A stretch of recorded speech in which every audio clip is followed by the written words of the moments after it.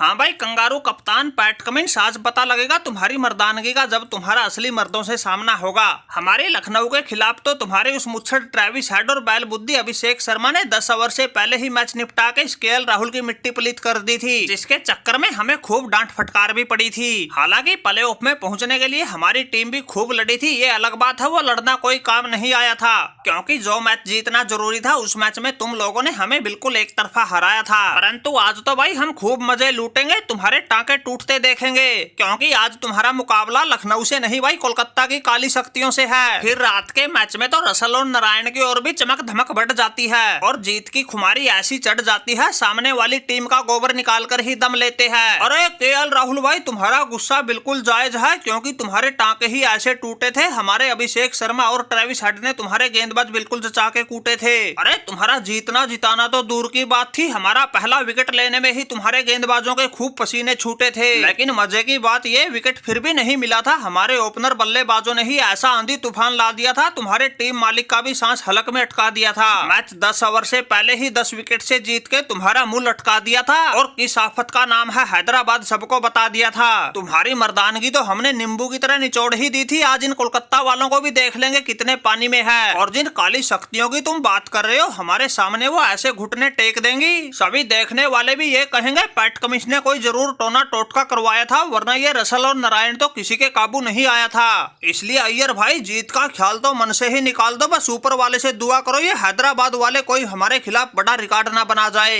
अरे ओ भाई कंगारू ठटेरे, तुम जैसे फटफटिए देखे हमने बहुत तेरे, आज हमने तुम्हें ये मैच ही नहीं हराना बल्कि तुम्हारी अकल को भी ठिकाने लगाना है, और हमारे भाई केएल राहुल जैसों का हिसाब किताब भी हमने ही चुकाना है। तुम्हारे ट्रेविस हेड और अभिषेक शर्मा जैसे खुले सांडों ने बाकी टीमों के बिल्कुल नाक में दम कर रखा था, आज इनके ऐसी नकेल डाल देंगे ये लोग कोलकाता का नाम सुनकर ही कांपने लगेंगे। इस क्वालिफायर से पहले भी कोलकाता और हैदराबाद का मुकाबला हो चुका है जिसमें कोलकाता ने बाजी मारी थी, इसलिए केएल राहुल भाई घबराने की जरूरत ना है, तुम्हारा बदला तो लेंगे ही, साथ में इनको कभी ना भूलने वाला गहरा जख्म भी देंगे। अरे सुरेश अय्यर भाई रुक जाओ, इतना हवा में उड़ने की जरूरत ना है, गर्म लोहे को कैसे ठंडा किया जाता है हम ऑस्ट्रेलिया वालों को अच्छी तरह आता है। जब आता है अभिषेक शर्मा और ट्रेविस हेड का तूफान फिर कोई नहीं बच पाता है, इसलिए हमसे ज्यादा जुबान लड़ाने की जरूरत ना है, अगर हमारा पारा चढ़ गया तो तुम्हें और भी महंगा पड़ जाएगा। और भाई ये केएल राहुल क्यों घबराएगा, इसका तो हमने ऐसा पक्का इलाज कर रखा है, ये तो हमसे आंख भी नहीं मिलाएगा, दूर बैठा ही शर्माएगा, ये तो हमसे बिल्कुल एक तरफा निपट के पहली फुर्सत में निकल लिया था, अब तो वो घबराएंगे जो हमसे टकराएंगे।